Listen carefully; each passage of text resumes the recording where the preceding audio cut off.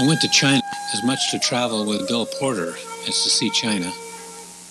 Under the name Red Pine, Bill had spent 20 years studying Chinese, studying Buddhism and Daoism, and translating poems by the old Tang and Sung dynasty monks. I was especially interested in the hermits that Bill had written about in his book Road to Heaven, the ones he and his friend Steve Johnson had photographed, Buddhists and Daoists, who lived the ascetic life, who isolated themselves far back in the mountains of China and practiced their religion. Bill had traveled into the mountains 4 times in the writing of his book. This time he wanted to return to visit these remarkable people again. We stayed a couple days in Hong Kong and a few more days in Beijing.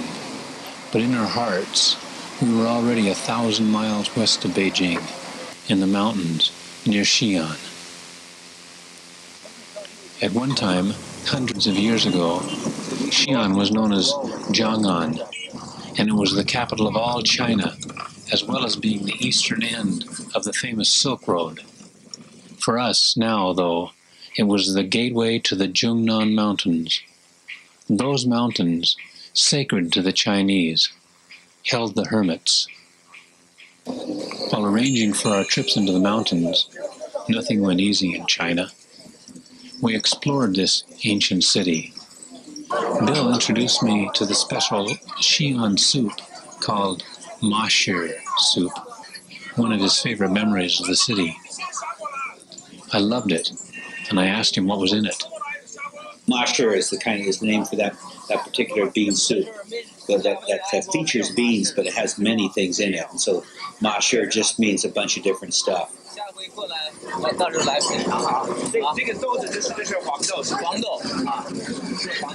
I got back with him.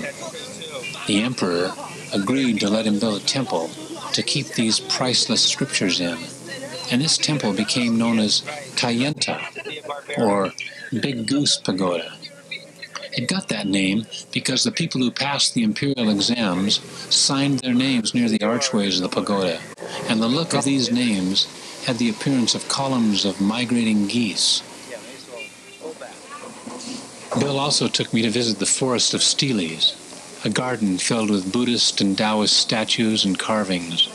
He was teaching me about the hermit tradition.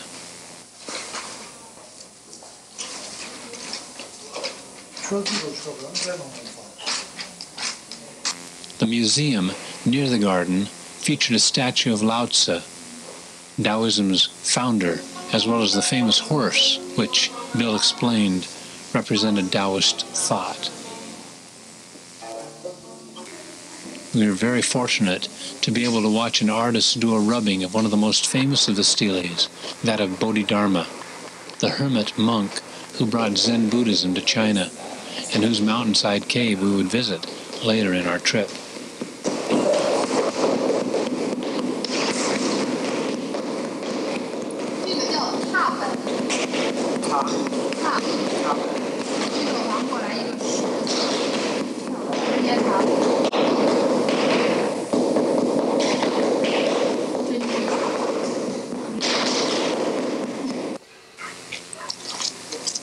Soon we were on our way to the mountains, to the hermits.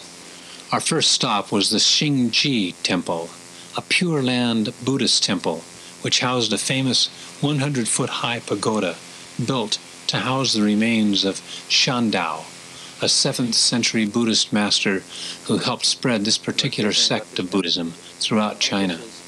We met with Sudong, the abbot of this temple, whom Bill had met before. Sudong received us graciously, and his disciple prepared tea for us. It was the kind of hospitality we were to receive so often on our trip. Bill and Sudong talked for 15 or 20 minutes, mostly discussing the importance of a hermit life.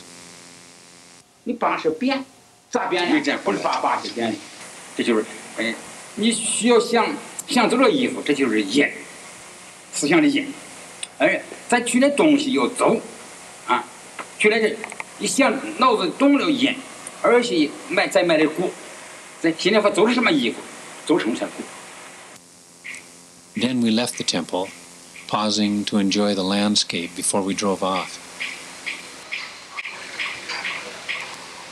An hour later, we were at the entrance to the Feng River Gorge, and we began our hike up the mountainside to an old temple known as the Jingye Temple.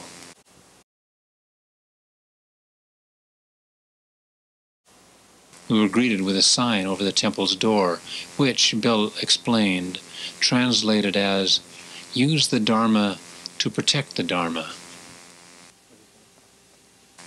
He remembered this temple and its abbot very well. The old monk had told Bill that he believed monks and nuns are the freest people in China. Well, this is the temple founded by Dao Xuan, who himself founded the precept school, the Lizong sect of Chinese Buddhism, one of the major sects of Chinese Buddhism, and emphasizing monastic discipline as the foundation for enlightenment. And he lived in the 7th century, and this is a temple that developed from out of the hut that he lived in. This temple was in pretty bad shape, but a young monk from Mongolia welcomed us to join him for an evening meal of noodles and to stay for a good night's sleep. He then took us up the trails behind the temple, where we could clearly see the gorge and the spectacular mountains surrounding it. We're about 100 meters above the Jingye Temple, and we've off to the left. This is the throne, or the seat where Dao Xuan used to sit in meditation when he was practicing. And in the distance, of course, the ridges of the Zhongnan Mountains, and our guide, who lives here.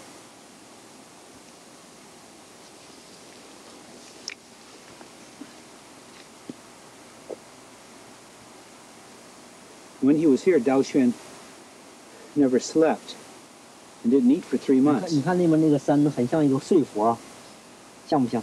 对吗？最前面这个。Yeah, that's a Sleeping Buddha mountain. Which one? Oh, right over here. The one that, any of the ones, but that's sort of like a Sleeping Buddha. Uh-huh.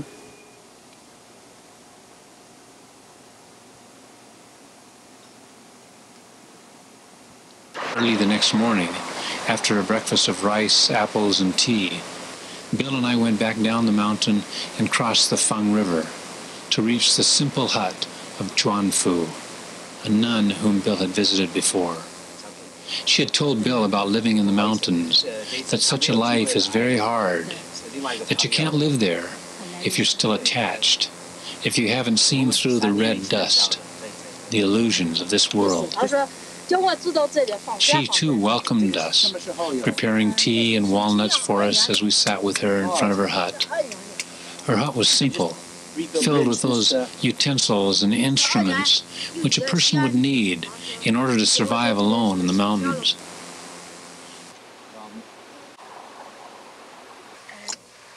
Bill talked with her about her Buddhist practice.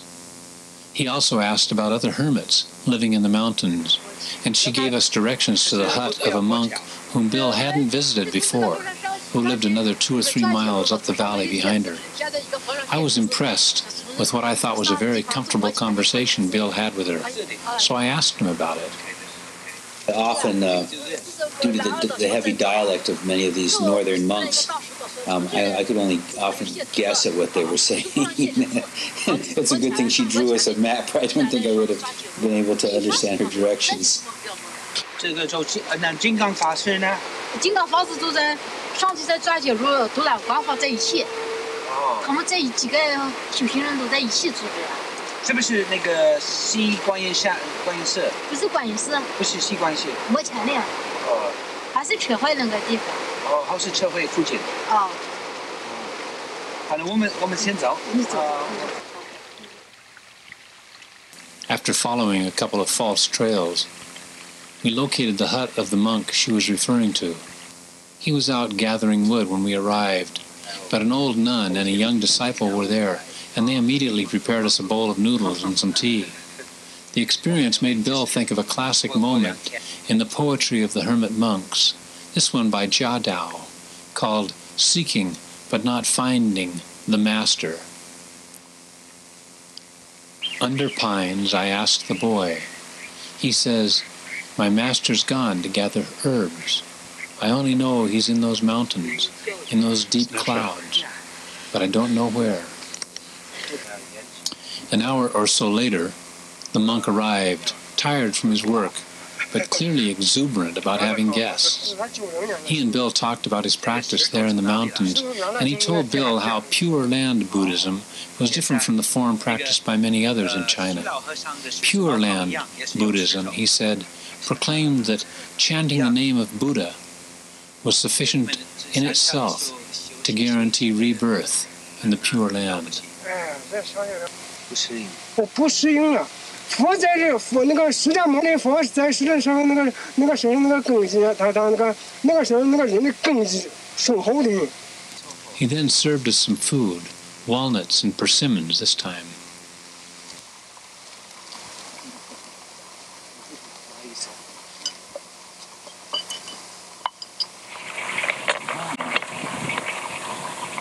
Since it was nearly 2, in early November, it was getting dark, and he'd invited us to spend the night. But we decided to head out since we wanted to get to Guanyinshan before dark. 必须去那上。现在去观音山怎么走？你从位置坪打车，从位置坪上问一下子，位置坪往里面走，里面还有小庙子。He waved goodbye to us, and we turned to one another and asked why we were so intent on leaving such a place. Neither of us had an answer.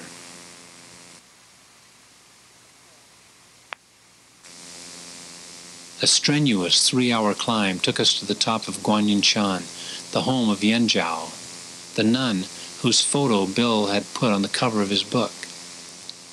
We'd heard that she'd died the previous April, but we found her hut just as it had been, and one of her disciples had taken over responsibility for the area and now served as the abbot. When Bill showed the abbot his book, with Yan Zhao's photo on it, he immediately honored us as very important visitors, and he showed us to his hut, where he invited us for a warm meal and a good night's sleep. We slept on the abbot's kong, a kind of bed which is built of concrete above a type of stove to keep it heated. 他们很会煮菜。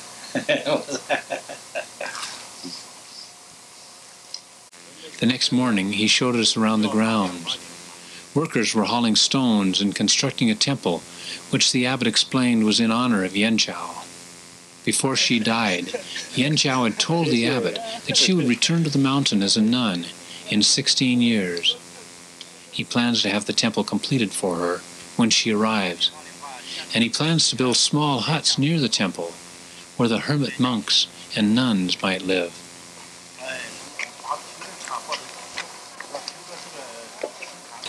The Yan Zhao Pagoda will be right here, and then the gullies will be all around here. And then they'll build a couple huts up each gully.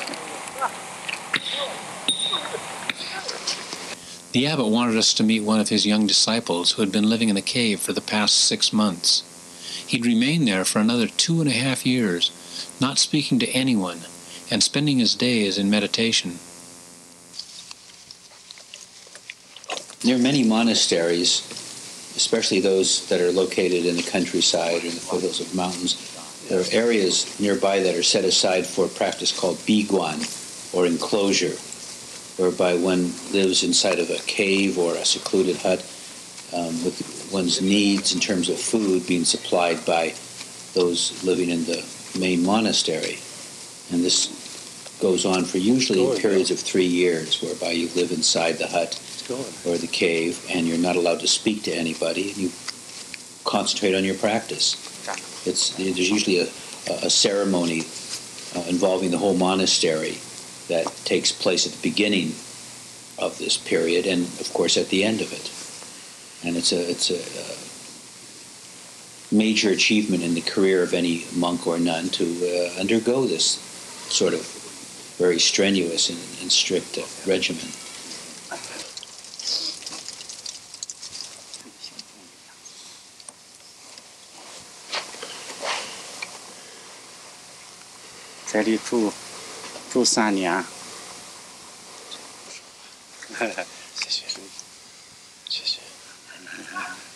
Above this young monk's cave, we see a sign saying it's forbidden to speak.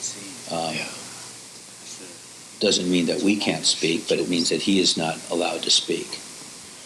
That's just a sign to remind us that he's not allowed to speak.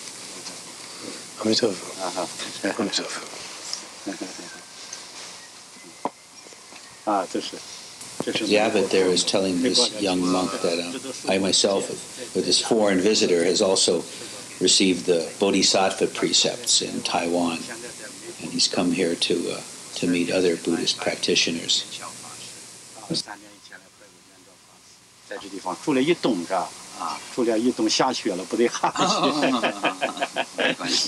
The abbot later emphasized the need for a Buddhist to live alone for a long period of time in order to recognize the uselessness of material things, in order to understand how transient all life really is.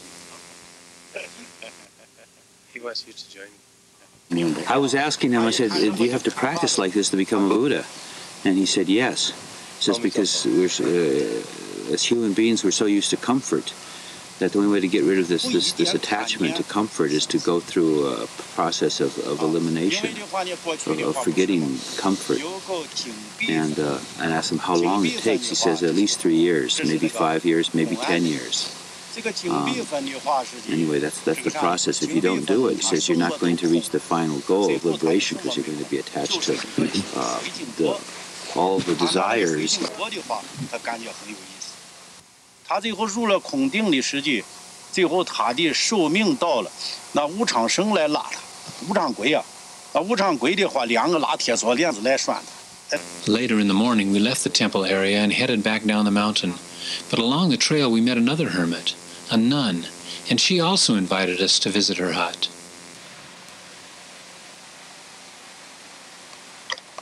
We were glad we accepted her invitation, since she lived in a spectacular place on top of a ridge with mountains as far as we could see on both sides.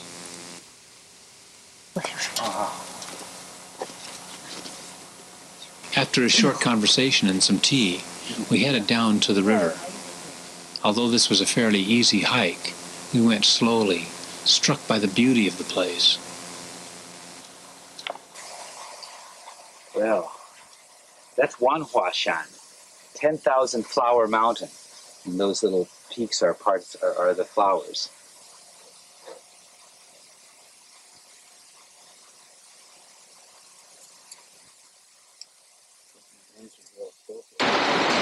We got to the mouth of the gorge about an hour before our ride was scheduled to show up, so we climbed a short distance to another temple. This temple, which is located just above the entrance to the gorge, is called Fengde Temple. It was founded in the Tang Dynasty by a very famous monk whose name was Mi Zong, a very famous philosopher monk. We noticed a nun shaving another nun's head. This wasn't an uncommon sight, really, but it was a clear reminder of the Buddhist denial of material things.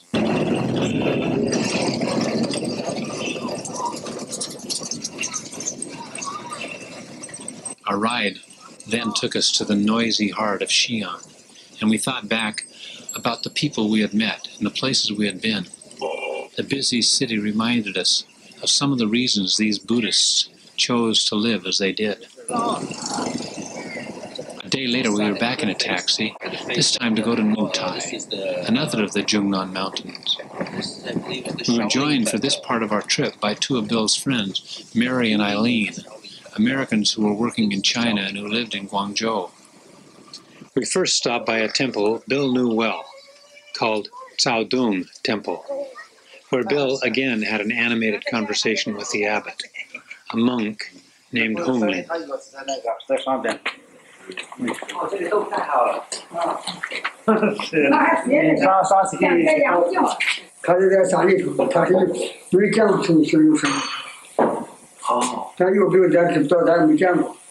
Caodong Temple is particularly well known for maintaining the stupa for Kumarajiva. His shrine is a simple brick pavilion with nothing inside except 3 meters of beautifully carved marble. Kumarajiva was a highly revered translator who died in the year 413 AD. Even now, some 1600 years later, his translations of the most significant Buddhist texts still remain unsurpassed in both style and phrasing. Records even show that when he was cremated, his tongue didn't burn.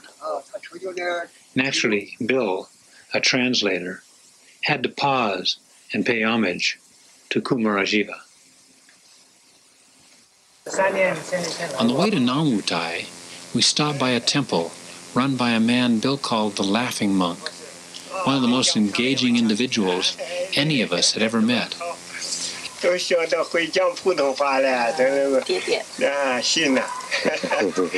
He took us to the shrine for which his temple is best known, a shrine for the 500 arhats.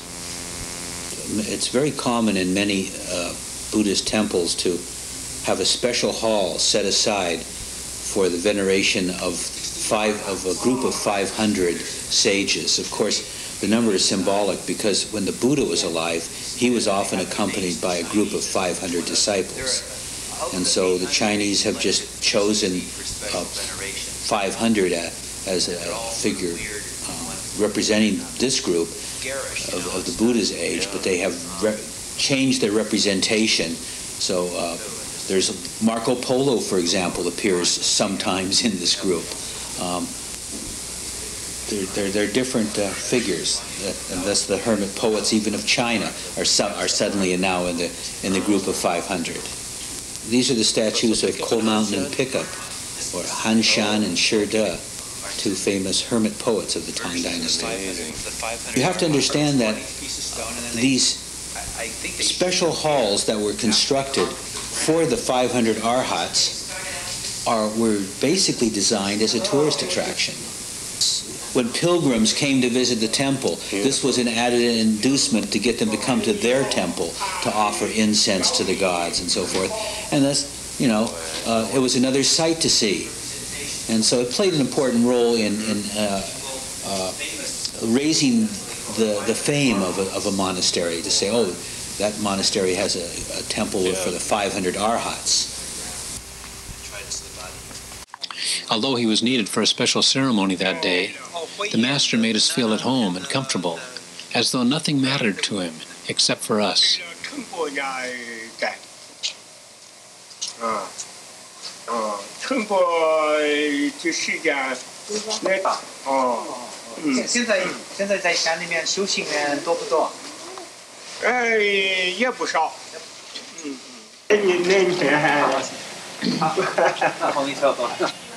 We left the Laughing Monk and his arhats, and our taxi took us deeper into the mountains.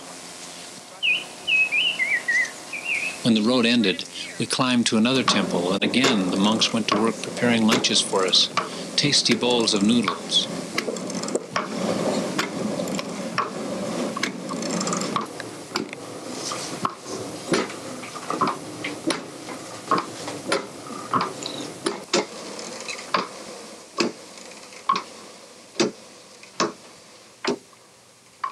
The abbot wasn't at the temple, but a young monk was, and as always happened, he made us feel welcome, showing us around the temple and talking about Buddhism with Bill.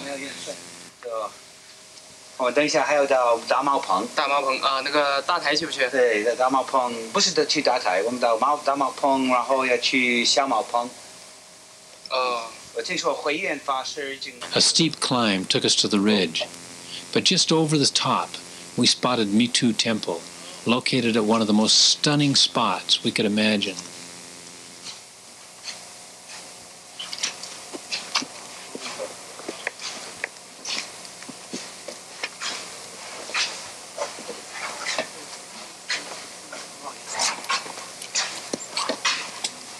Shitter's obviously right over here, right? We're walking it over.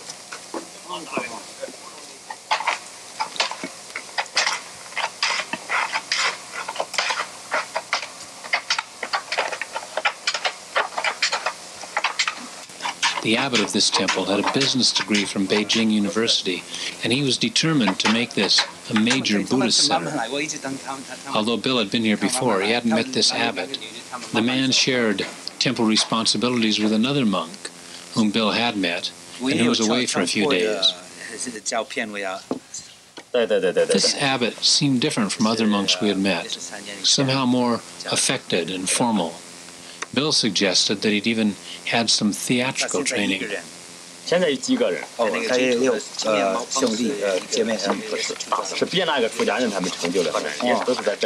took us to their meditation and study rooms, where he showed us the valuable Buddhist Tripitaka that had been donated to the temple by a nun from Taiwan. The Tripitaka includes all Buddhist works attributed to the Buddha, as well as his major disciples of his lifetime and within the few centuries afterwards, some of the major early Indian philosophers. It also includes a lot of works added by the Chinese monks, mainly commentaries to the earlier Indian works.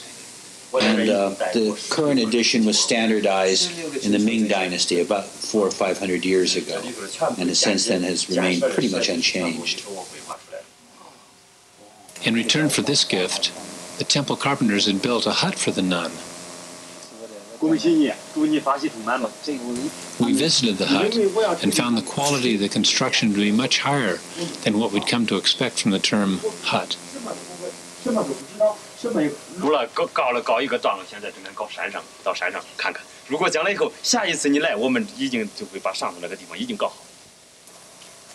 The abbot then took us to the top of the mountain behind the temple, where workmen were constructing a large shrine. The abbot explained that he'd had to take the government to court to prevent their building a hotel and restaurant on this location. The idea of taking the Chinese government to court was hard for us to accept, but the abbot seemed to be someone who could do it.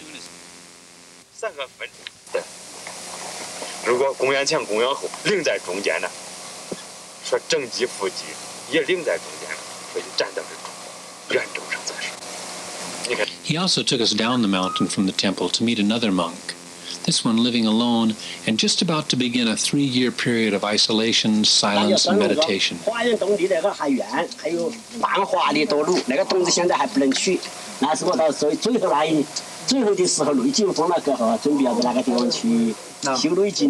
He was apparently trying to get all his talking over with in the next few days, because he hardly stopped chattering all the time we were there.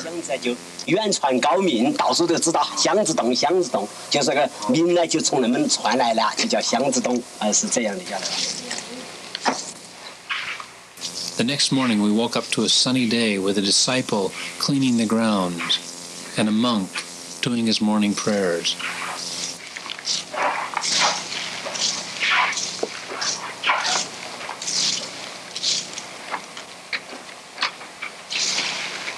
The 4 of us headed down the mountain into the valley in search of other hermits, a trip Bill had taken before. After about half an hour, we came upon a hut which had been built since Bill had last been there. Bill introduced himself to the hermit and talked a few minutes with this young monk.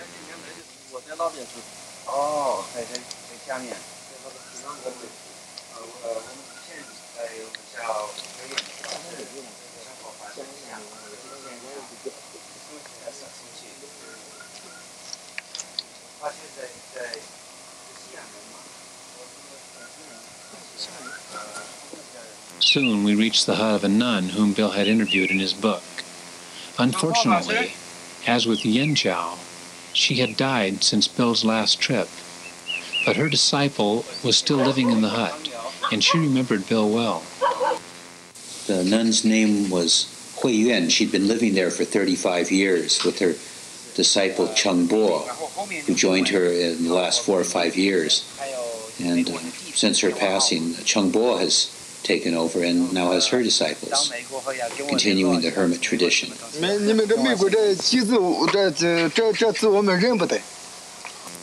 We continued our trek into the valley, finally arriving at a farmer's house. Bill went in to inquire about any monks who may be living nearby, only to find that one was visiting the farmer at that very moment. The monk smiled and greeted us and invited us to his hut across the valley and a quarter mile up the other side. He turned out to be exactly my age, and he and Bill laughed about that. You're looking pretty good now. We followed him, and when we got to his hut, he took us into his room and talked to us about the seriousness of his practice and about the need for isolation from the world.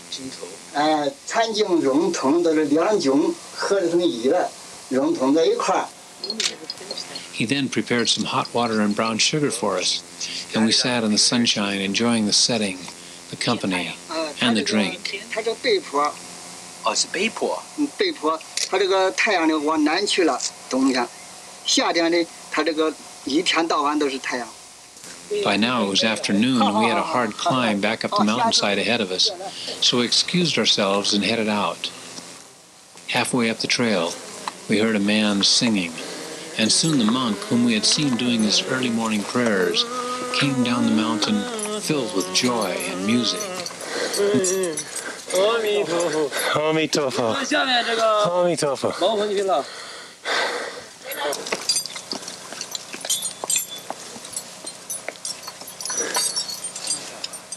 哦，是，咱们这山高路远就是乐趣。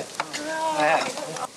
Back at the temple, we had a late lunch and another conversation with the abbot. The nun from Taiwan who had donated the Tripetica was also there now. She had studied philosophy at Taiwan National University and had only recently taken her vows to be a nun. She came to China in search of a master. We hated to leave Mitu Temple. Even the toilet had a view. That was something we certainly wouldn't find in Xi'an. 谢谢。拜拜。后会有期了。好。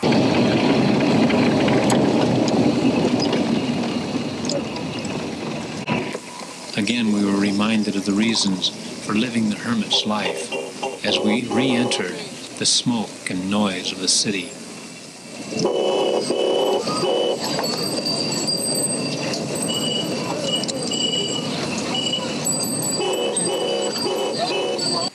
The following morning, we left early for another mountain, Jiawutai. On the way, we stopped at a temple called Xingqiao Temple, known for its 2 pagodas, the larger of which held the Buddhist master Xuanzang's relics. This is the same monk who had been responsible for the creation of Xi'an's Big Goose Pagoda. Actually, when Xuanzang died in 664, his remains and relics were placed in this pagoda, but the pagoda was near the capital. The constant sight of this structure so saddened the emperor, who had loved Xuanzang, that he had the entire pagoda moved here 5 years after the monk died. This was appropriate, since Xuanzang had described these peaks as the grandfather of all mountains. This pagoda dwarfed the 2 temples next to it, the ones containing the relics of Xuanzang's most famous disciples. These 3 monks together are considered to be the founders of what became known as the mind-only school of Chinese Buddhism, the school which teaches that this world is nothing but mind. We found a peaceful spot overlooking a valley and surrounded by farmers' fields. Out front, a man was selling calligraphy of works by some of the most famous of the Chinese poets. I love this poem. Oh, this particular poem is a poem of Jia Dao, Tang Hermit. He was a monk for a while and then defrocked and just wrote poetry for the rest of his life. This poem is one of his most famous poems.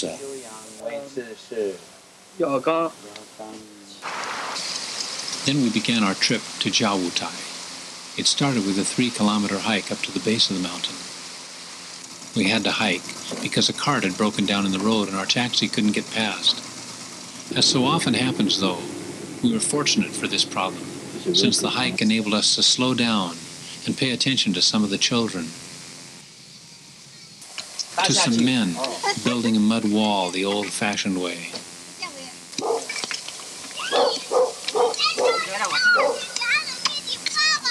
Only then did we get to the base of the mountain. On the far side of the mountain, in a secluded spot known as Lion Cliff, sits the hut we came to visit. It was formerly owned by one of China's great Zen hermit teachers, Xu Yun, better known to the West as Empty Cloud. He is certainly, Bill explained, the most revered monk of the 20th century. Although no one was present at Empty Cloud's site, Bill was pleased to find that someone had been living there. Also, since Bill's previous trip 3 years earlier, someone had built a shrine to Empty Cloud. We helped ourselves to some water, stood quietly a while in that magical place, and talked of Empty Cloud. Empty Cloud was easily the most famous monk of the last 100 years in China. He founded the Buddhist Association of China, lived to be 120 years old, was responsible for a renaissance in Zen in China, renovated, reconstructed a half a dozen major monasteries, was beaten up and left for dead on 2 occasions by the Chinese communists, somehow managed to survive until the age of 120.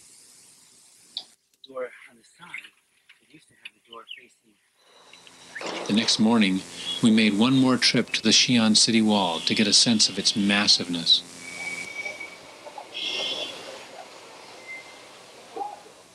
And while we were in the city, we noticed this monk walking about, seemingly unaffected by his surroundings. We wondered about him, about where he might have trained, about how he learned his skills of quietude among the chaos.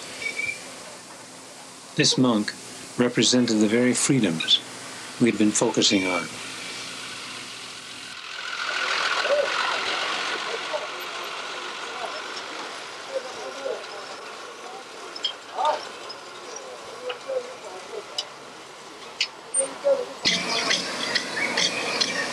And then we visited the Buddhist temple in the city. While there, we met the abbot, and he took us to meet the meditation hall master.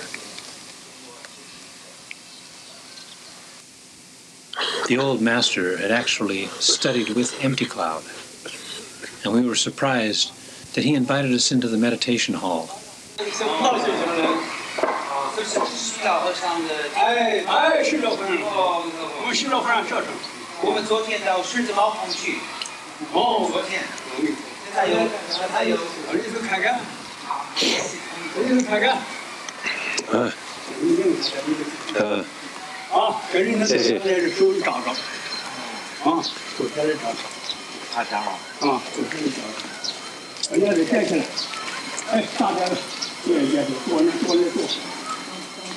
Bring that camera in.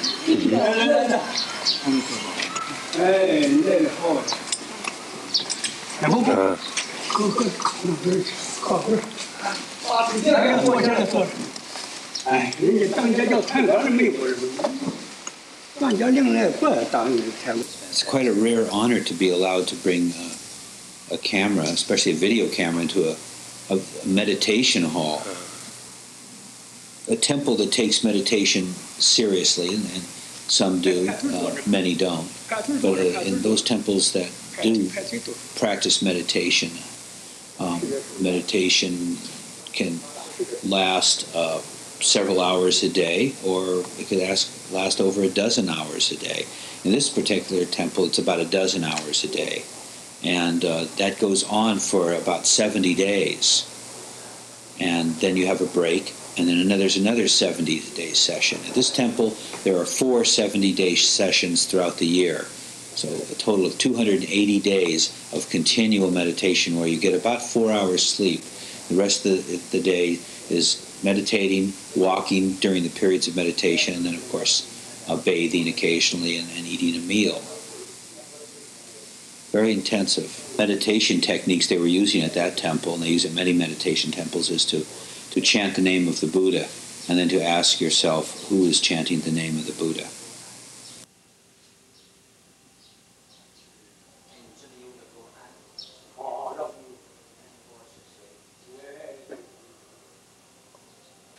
So that old monk's name is Yen-en, Master Yen-en. He's the master of the meditation hall, and he's 78, 78岁, and he's a disciple of Empty Cloud. 他延南法师有没有找到云居山？他就是云居山高明寺，他是九住高明寺。哦，那是高明寺，高明寺。来了的小。扬州的。哎，高明寺。还有云居山。他是高明寺的首座。哦，如成法师呢，在哪里？我就叫个如成，这就是如成吧。对，如成法师在哪里？是学禅。我就是在庙上的主管人。The abbot told me that the meditation master was from Gaoming Temple in Yangzhou, one of several places that Empty Cloud had helped reconstruct.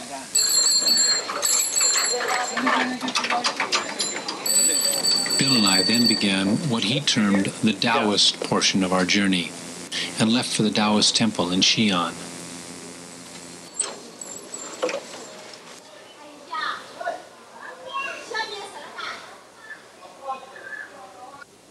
This is Ba Xian An, the Temple of the Eight Immortals, a Daoist group of the Tang Dynasty.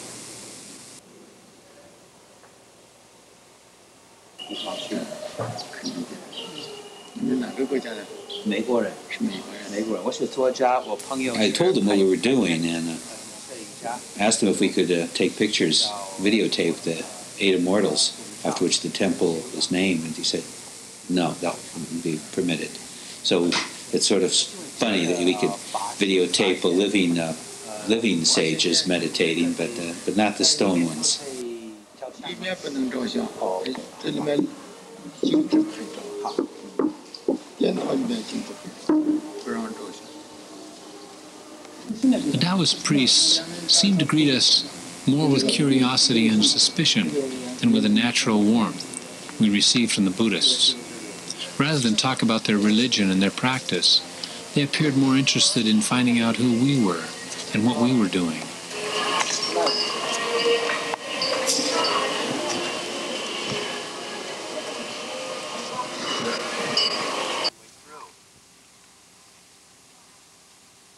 We left for Loguantai that afternoon. Loguantai, meaning observation tower, was constructed in the 10th century BC by Zhou dynasty Emperor Mu. This is where Lao Tzu taught after his time in the wilderness, and it's the site of an early stele of the Tao Te Ching, one of the sacred texts of Daoism. Here we are at the entrance to Loguantai, where Lao Tzu delivered the Tao Te Ching. Just at the entrance, a stupa of a Buddhist monk from the Zhongnan Mountains, or these Kunshan. And he was a precept master, so he probably studied at Jingye Temple where we've been. His name was Yi Bo, and robe and bowl pop. Oh, I see. No, his robe and bowl are here. And his name was Kunshan.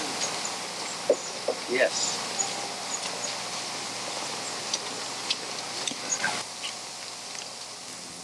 We then made our way to the main temple and were accosted by several enthusiastic young guides who were being trained for the upcoming tourist season. They showed us around the temple, one of them speaking English fairly well, a rare find in the mountains. Can we take a picture of the? 这里有一个元朝的道德经，可不可以照相 ？OK。在那个碑文。一般不准照，今天你进去，好像在后面，这今天没人。可以的，很意外。这次，在这，就在这。Go take a picture of the entrance here. And this is the we're not supposed to take pictures in here, but there's not really anybody else here today, so they'll let us take just a few photos. Just be careful.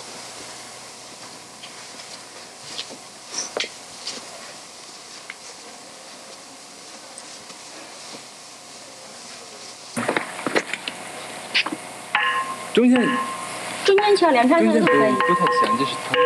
旁边这搭个尖儿。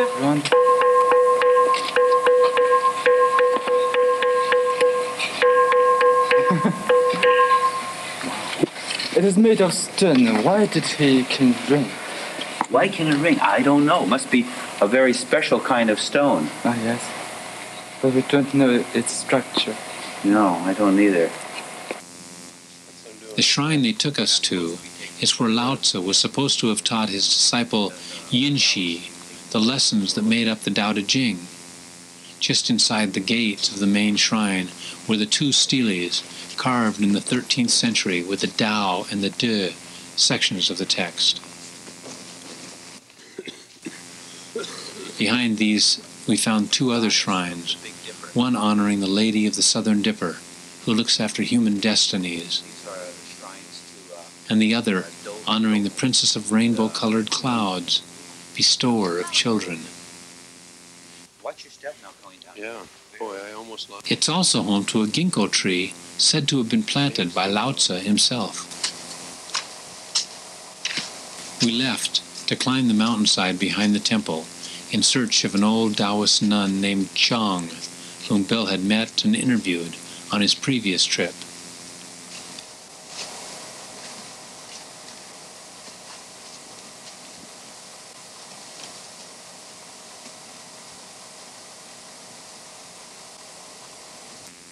On the way to her hut, we came across Lien Tian Lu, or Cinnabar Cauldron, a newly remodeled shrine with one of the nicest statues of Lao Tzu that we'd ever seen. This was where Bill had met Zhang a few years earlier, and it was established to commemorate the place Lao Tzu was said to have smelted his elixir before departing for the land of immortals.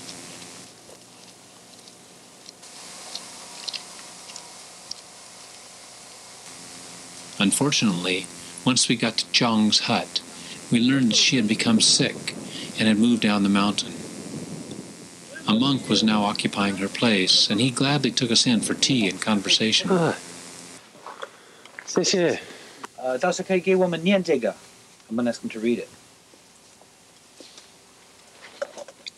这个是因为我死的嘛，这不念。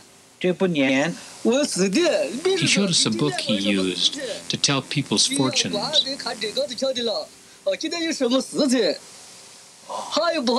Daoism, more than Buddhism, relies on magic and fortune-telling to examine the future. 那我们今天来是吉祥不吉祥？啊？我们今天来是吉祥不吉祥？有理想。哦，吉祥。哦，有理想。 Oh, Yang. Oh, Yang. Oh, 他姓Yang. Oh, Yang 的是。再见。好。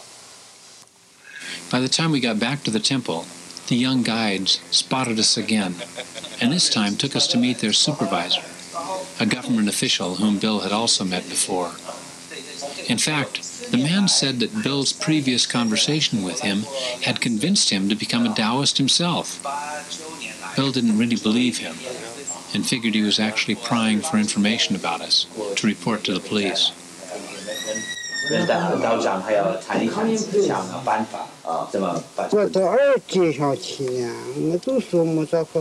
Leaving the temple, we bought some peanuts from a street vendor Bill had remembered.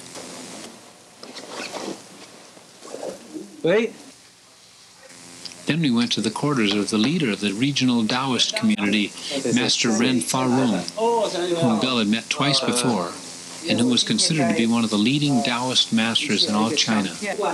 Bill was concerned about meeting him, because Bill had the impression that Master Ren didn't like him much. This time, however, maybe because Bill showed him his picture in Road to Heaven, Master Ren welcomed us warmly.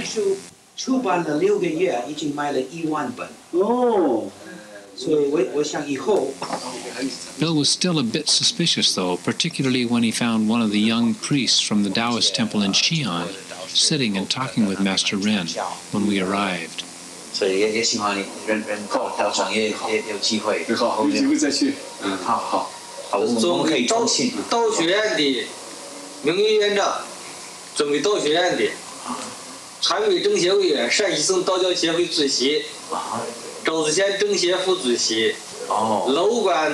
Master Ren arranged for us to visit Lao Tzu's grave, a rare experience since the gravesite had always been off limits to foreigners. The next morning, a young priest came to our hotel in the police car and picked us up. We drove about 5 kilometers to the site of the grave mound. This is it right up here.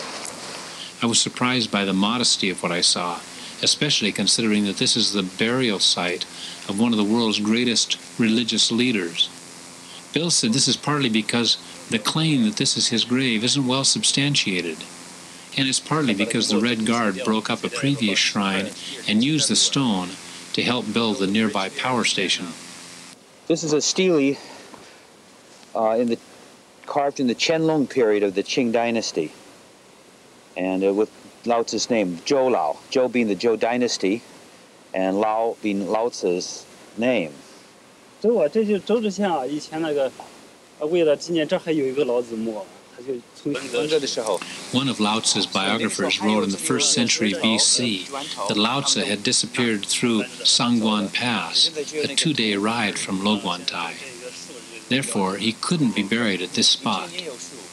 Bill said one monk explained that both theories could be true, since Daoists shed their bones like a snake sheds its skin, and Lao Tzu could easily have left his mortal coil at Loguantai before slipping away. Our guide insisted that this monument would be improved soon.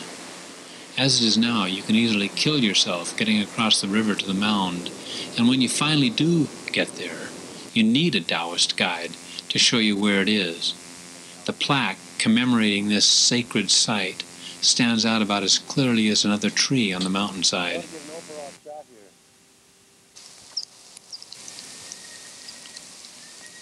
We left Loguantai and hiked to the highway, stopping along the way to admire a well-crafted statue of Lao Tzu, this time sitting aboard his ox in commemoration of his journey to Loguantai.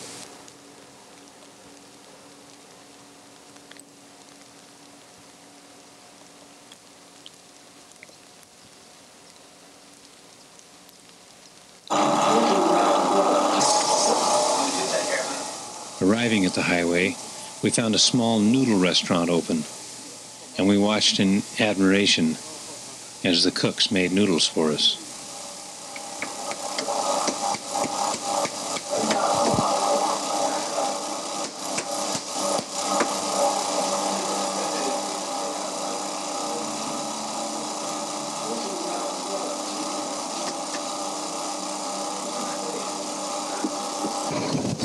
We then boarded a bus to take us to the sacred mountain of Huashan, some 100-odd kilometers the other side of Xi'an. Daoism may have originated in its historic form on Loguantai, but in its prehistoric form, it flourished on Huashan. The morning after we arrived in Huashan City, snow was falling.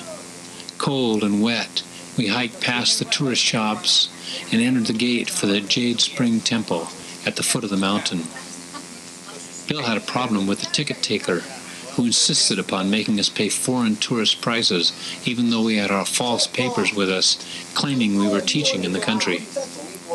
With the help of a Daoist priest, wearing one of the coolest hats I'd ever seen, we managed to get in.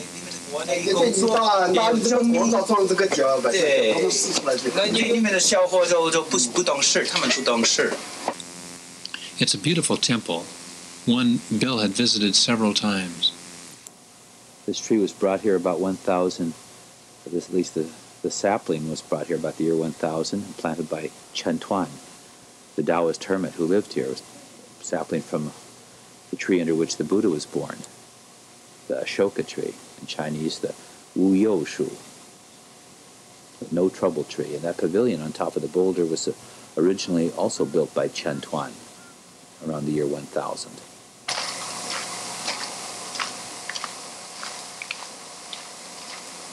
Bill then took me to meet Master Xie, an old Daoist priest whom Bill remembered.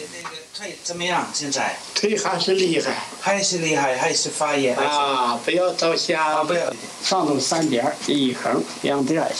Xie, when he was younger, was very famous throughout China for his ability in martial arts.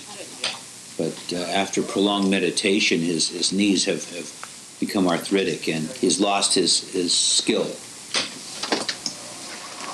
In his last visit, Bill had been told by Master Xie that the government was now allowing religion to be practiced, but mainly for the promotion of tourism. In fact, he said, things are getting worse for Taoists, not better. The master was in poor health, so after a short conversation with him, we left and returned to the temple.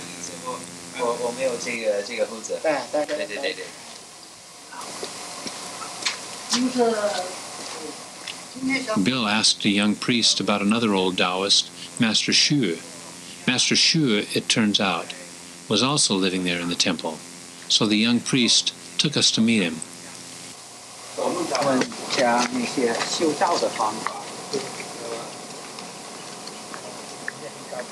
He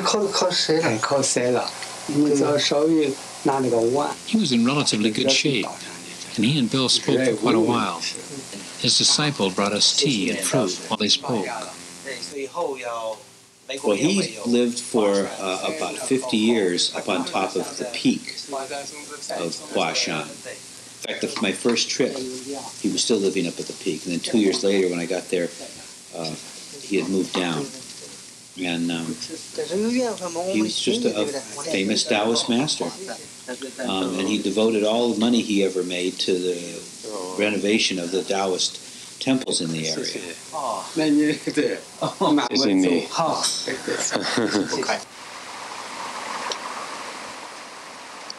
We left Master Xu and headed for the sacred mountain. We'd hoped to be able to climb it. Because of the snow, this was impossible. Bill's description of the mountain from his book had really impressed me, and I was very disappointed that we wouldn't be able to do it. On the other hand, the extreme danger he had described would have been even greater in the winter, so perhaps we were fortunate not to be tempted. Still, Bill was anxious to show me the caves in the side of the mountain, where hermits had lived off and on for centuries. After a slow 3-kilometer hike through the snow, we located some of the caves.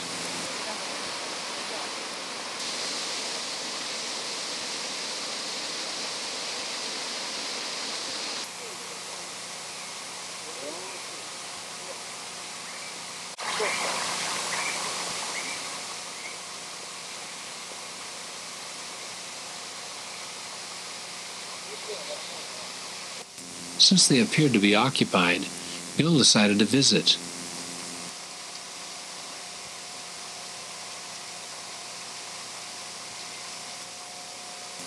The climb up the sheer wall to the caves was extremely dangerous.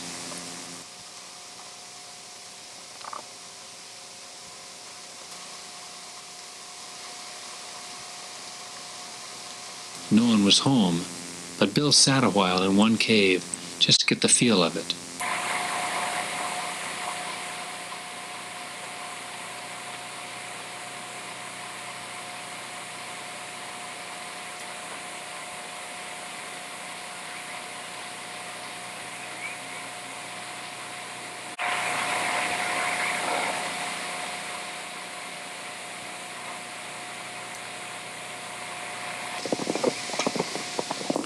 We left Huashan the next morning, headed for Lingbai, a 4-hour train ride from Huashan. Lingbai is near where Lao Tzu left civilization on his water buffalo. That spot is now commemorated with a statue of Lao Tzu and a massive tourist-type shrine. It seemed that perhaps Master Xu was right about the government trying to turn the Taoists into a big tourist attraction.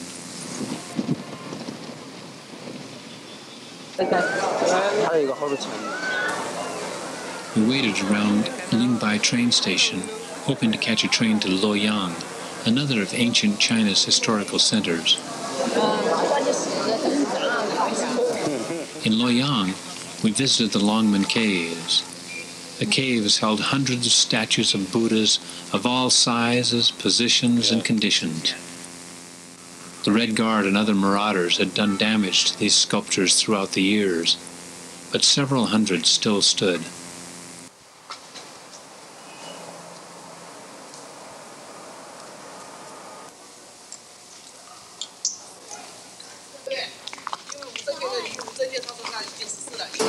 This Wei Dynasty, Northern Wei Dynasty Buddha was carved in the year 523. Note the smile on its face. This is the early days of Buddhism when it was seen as a blissful religion. Doctrine of suffering hadn't been emphasized.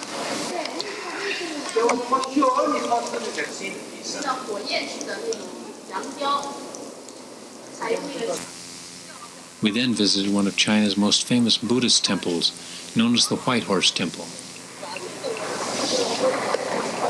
When Buddhism first arrived from India, this was the first temple established for the reception of the early foreign monks in the 1st century AD.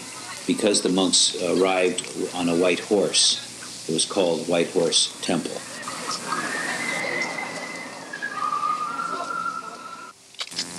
The next morning we began our journey to the cave where Bodhidharma had lived for 9 years after arriving in China from India.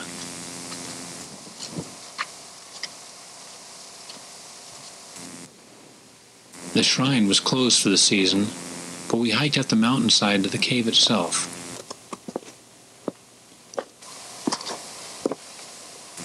The cave is decorated with some small statues, but otherwise it must be very much as it was some 1,300 years ago when Bodhidharma occupied it. Now, Bodhidharma was the first patriarch of Zen in China. That is, he's the man who brought Zen from India to China. And he found few disciples. And so he just lived inside this cave and meditated for 9 years. Every day he faced the wall of the cave and meditated. And finally, one Chinese monk came and asked him for instruction. And his monk's name was Hui Ke. And he was so sincere and devout in wanting to understand Zen that he cut off his arm while he was standing and stood in the snow for several days outside Bodhidharma's cave before Bodhidharma finally agreed to come out and instruct him. And that's how Zen began in China.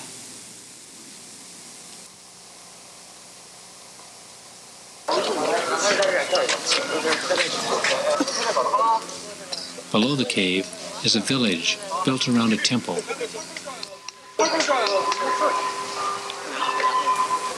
This is the famous Shaolin Temple, famous for its Gong Fu, martial arts practice. And monks still come here from all over China to practice martial arts, but among Buddhists, martial arts has never been highly esteemed, and most monks look down on those who do practice it. These are the temple guardians, to wrathful deities to protect the temple precincts from evil influences.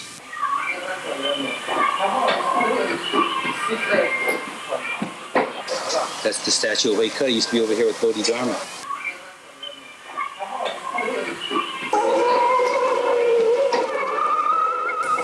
I particularly liked the carnival-type Buddha figure, some sort of funhouse, we guessed, which dominated the village.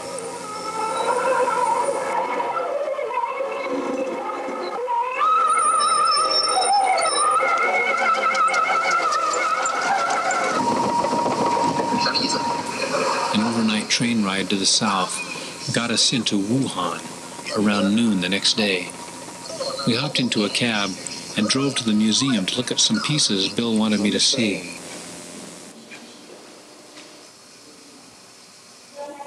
Well, the hermit tradition practiced by both the Daoists and the Buddhists still today harkens back to the early years of Chinese civilization when the religion was shamanistic and required communication with the spiritual realm.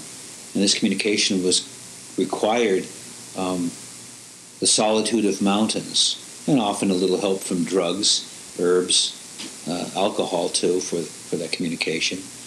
And the visions that these early shamans encountered on this spiritual quest of theirs are often portrayed in the ritual and artistic objects unearthed in tombs. We are back back on another bus by 2 that afternoon, headed for Xiaxu. This bus trip stands out because of the fight between one of the passengers, a tough farm lady, and the woman who took the tickets. Apparently, the farmer thought she was being overcharged, so the two of them argued, shouted, and screamed about it. The shouting eventually turned into slugging and gouging and choking, and since this took place in the sea directly behind us, I couldn't help turning on my camera to capture as much of it as I could. It was another good reminder why the monks chose to live in the mountains by themselves.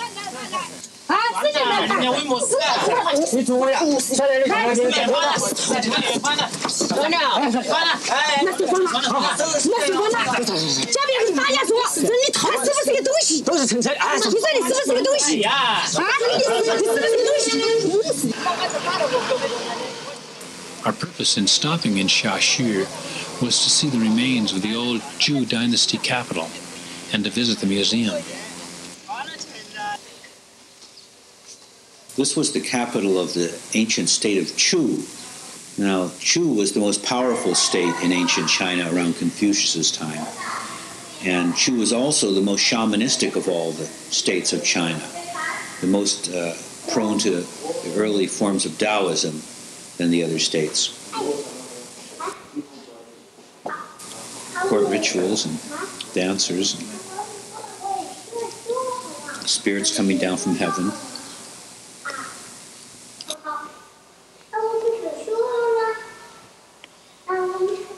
A famous sword used in a battle in around 500 BC.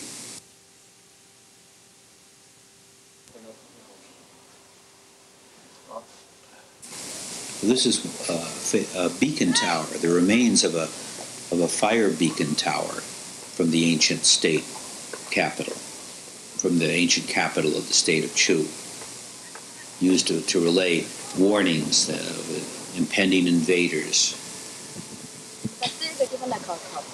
因为这是出国以前的度，国度。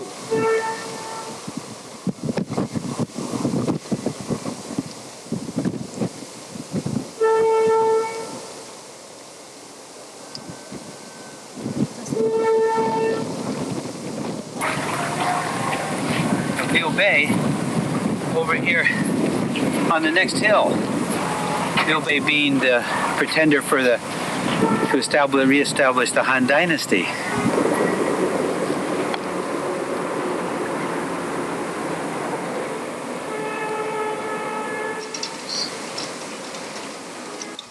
We also got a chance to see the walls of the city, and we stayed in Xiaxu for a couple of nights.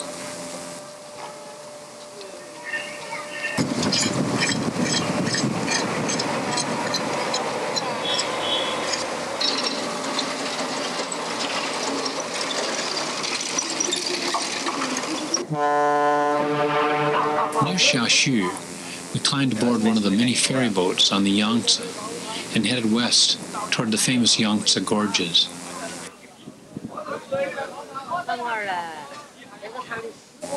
After about 3 hours, we found ourselves in the first of the gorges. We were curious to see this country, so much of which would be underwater once the new dam was completed.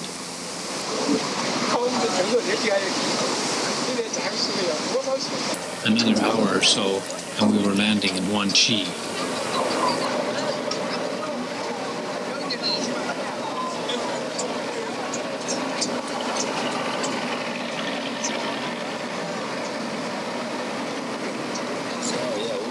See what we can get in the way of, we have to walk up there and see if we can buy some tickets and look for some transport into town.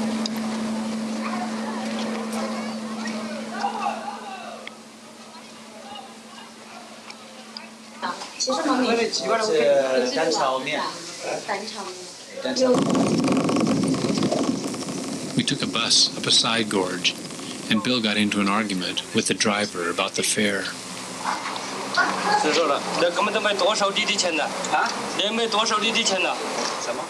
We then hiked along another river valley until we arrived at the small farming village of Lepingli, Juyan's birthplace. Juyan was an advisor to the king of Chu, whose capital we had just visited. And he had warned the king of Chu that the king of Qin was not to be trusted. And the king of Chu did not believe Qu Yuan, and eventually he was slandered, and Qu Yuan was banished to the south of China, or south of the Yangtze at least. Eventually, the king of Chu was in fact captured by the king of Qin and held prisoner for the rest of his life, never regained his freedom again, and the state of Chu was wiped out, eliminated. And the day that happened, Qu Yuan, living in exile south of the Yangtze, committed suicide, jumped into the river, and to this day his death is commemorated with the dragon boat races throughout China. And he's viewed as one of the true early patriots of China. And he was also the first great poet of China. There were other people who wrote the occasional poem, but Qu Yuan wrote exquisite verse that's still chanted and studied and talked about today. He lived around 300 BC. We both loved this quiet setting, and Bill remembered it well. We climbed the hill to the special shrine built for Qu Yuan and met with Mr. Xu, the caretaker of the shrine. He fixed us some tea, and Bill talked him into reciting some of the poetry that he had written in the style of Qu Yuan. These are all poems by local farmers. These are all farmers who wrote these poems. And he's hoping to get money from... These are all old farmers. Like most of them are about 60 or 70 years old. 华能东王是相期，一系昭君其丹羽，汗马之功之分德，琵琶犹抱恨毛图。毛图跟昭君把这画一颗胸痣，所以汉王就不接见他了。毛图啊，这是毛图的怪。本来昭君是个很美的女子的。 他应该跟汉王做妃子。这个对。那个毛图呢，就跟那画师啊，会画像，过去是画像没这个照相机啊。I don't have a clue as to what he's saying. I don't have a clue.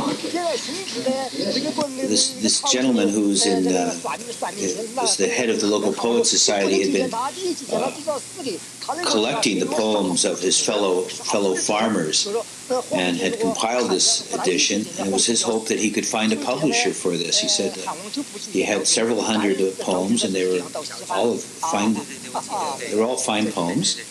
In fact, one thing that I noticed in them is that they a lot of their rhythmic patterns reflected the usages of Qu Yuan 2,300 years ago, and they were still basically using his same rhythmic structures. Another of the group also agreed to recite a poem he had written. 来念一首诗，好不好？请大家就是你做的嘛，就是你做的。对，你做的就是你。宜江南啊，这个字形或者都是一样的。忠直守，斗志是刚健，大敌当前无畏惧。 人民重负扣心弦，愚者苦周旋。 I think of these men often.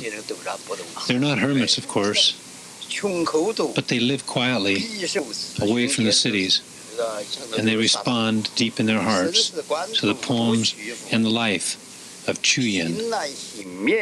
大蓝娟，咱们有个时代有个还存在，幸免还有说上的。 正气即山川，身伟大，死中泰山巅。莫招祸。The next morning, early, Mr. Xu took Bill and me up into the mountains nearby to show us some places Qu Yuan used to go, including the location of his home and the place where he sat to meditate. 你看，清泉尝一尝。 This well not only tastes refreshing, but it was also used by Qu Yuan to clear his eyes when he was growing tired when he was studying or reading. So the well's water is noted for its ability to refresh one's eyes and one's mind as well as one's thirst. 我有，自己有，我早上吃了。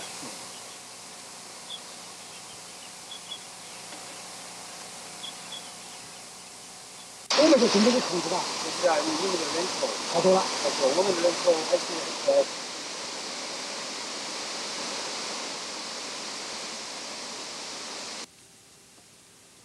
就是肉桂，多种。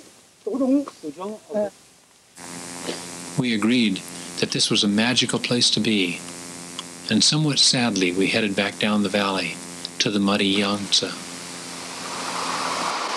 One of Qiyuan's most famous poems was about meeting a fisherman when he was just trying to decide whether or not to commit suicide. The fisherman asked him, what fate has brought you to this? And Qiyuan answered, the world is muddy. I alone am clean. Everyone is drunk. I alone am sober. And so they sent me away.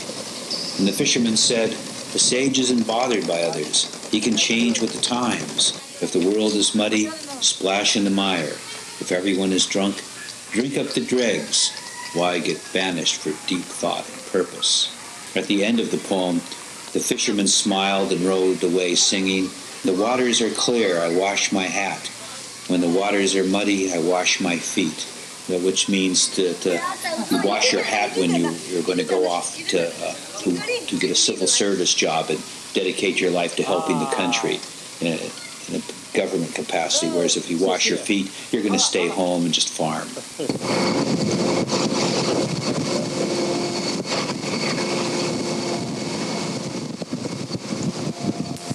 This time we stayed on the boat for over 24 hours, sleeping in a room near the bow that we had to ourselves.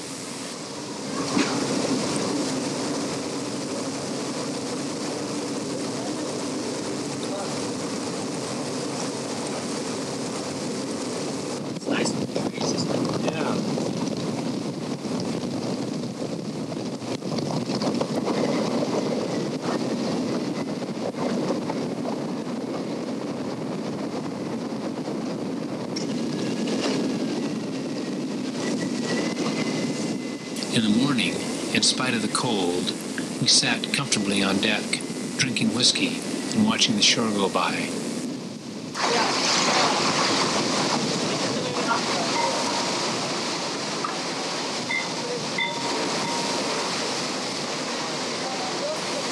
We finally arrived at our destination, Yeyang, that afternoon.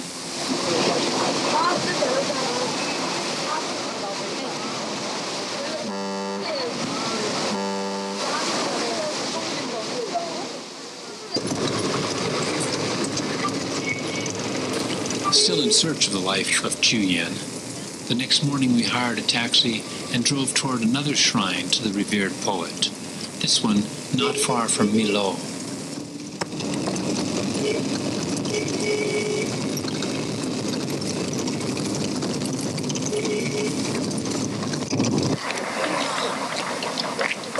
We came to a river along the way.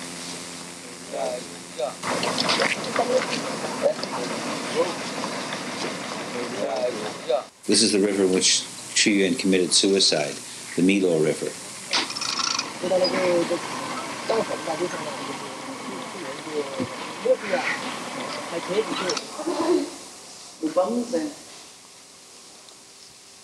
Walking around this shrine, we were both struck by how much the people seemed to love Qiyuan.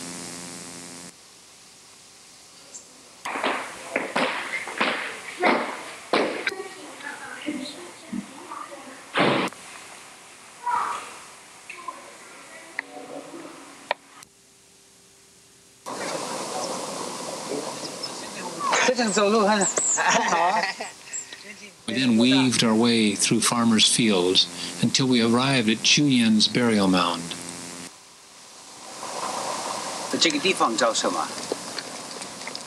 As I had thought with Lao Tzu's burial place, this seemed very modest for such a significant figure.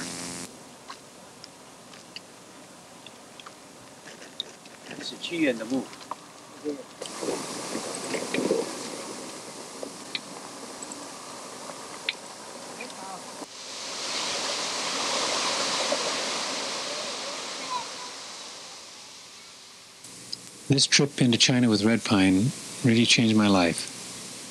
It showed me the power in living simply, in focusing rather than scattering, in cutting back and saying no. The monks and nuns and the farmers and poets, they seem to know how to breathe, how to live with depth rather than breadth, how to accept life. This affected me. It reminded me of the futility of rushing, of always looking for a machine to do the work I could just as well do with my hands. A line from one of Bill's translations expressed this feeling perfectly for me. A Buddhist poet named Pickup was talking about the joy he felt sitting on a hillside, meditating. He wrote, "If the sea should become a mulberry grove, it wouldn't mean much to me." The absurdity, yet the significance of that line echoes in my mind. It reminds me of the trip I took with red pine, and it reminds me of the people that I met in the mountains of China.